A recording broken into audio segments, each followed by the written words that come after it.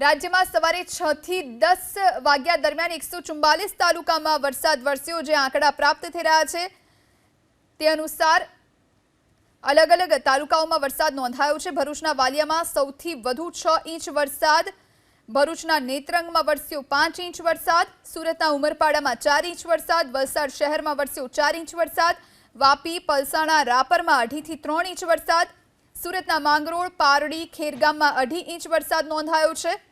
આ સાથે સુરતના મહુવા, માંડવી, ઉમરગામ, ડીસામાં 2 ઇંચ વરસાદ, હળવદ, જોટાણા, સુરત શહેરમાં 2.5 ઇંચ વરસાદ, લાખણી અને બારડોલી તાલુકામાં 1.5 ઇંચ વરસાદ, ધરમપુર, ઓલપાડ, સાંતલપુરમાં 1 ઇંચ વરસાદ, કામરેજ, માળિયા, ધાનેરા અને ચીખલીમાં 1 ઇંચ જેટલો વરસાદ નોંધાયો છે।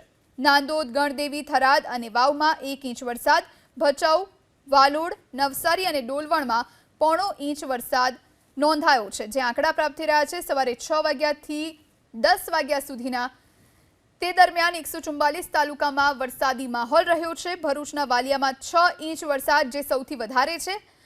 વાલિયામાં 4 કલાકમાં વરસ્યો 6 ઇંચ વરસાદ, ભરૂચના નેત્રંગમાં 5 ઇંચ વરસાદ, સુરતના ઉમરપાડામાં 4 ઇંચ, વલસાડ શહેરમાં 4 ઇંચ,